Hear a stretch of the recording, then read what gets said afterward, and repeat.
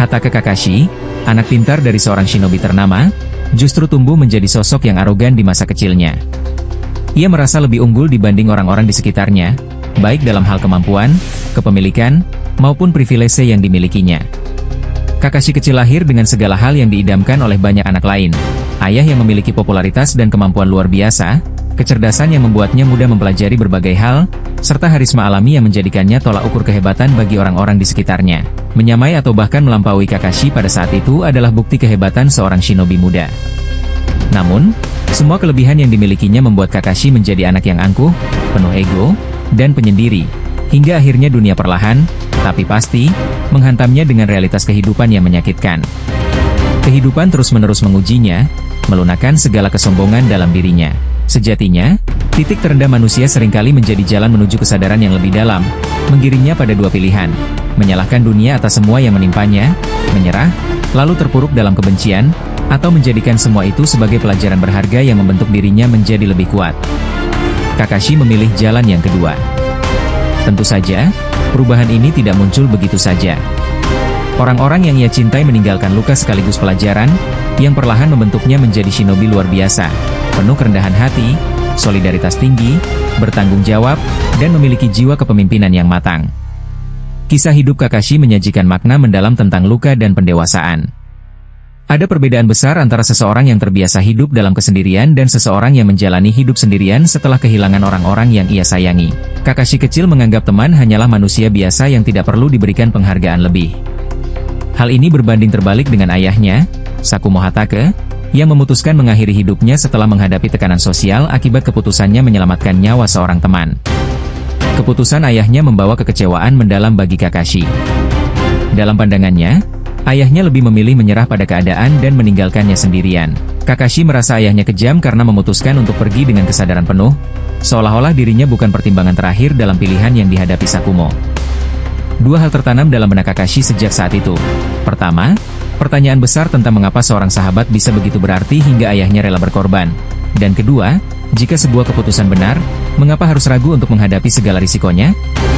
Setelah kehilangan ayahnya, Kakashi menjalani hari-hari yang sunyi, mengandalkan dirinya sendiri untuk bertahan hidup.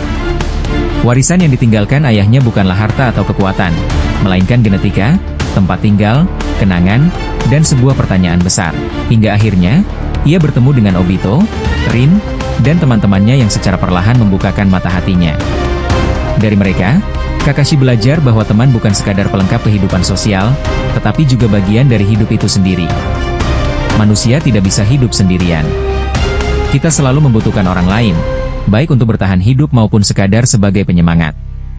Kakashi yang awalnya angkuh dan tak peduli dengan sekitarnya mulai memahami arti kebersamaan.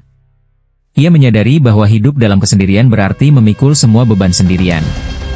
Perubahan dalam diri Kakashi semakin nyata.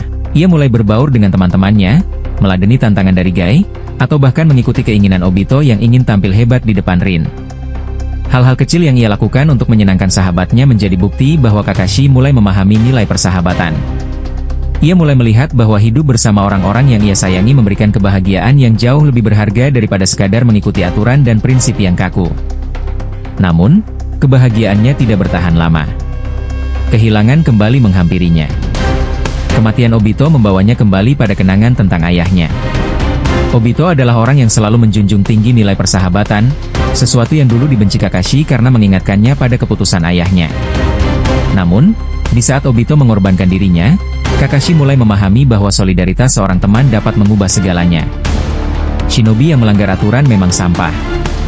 Tapi shinobi yang meninggalkan temannya lebih rendah dari sampah. Kata-kata Obito terus terngiang di benak Kakashi.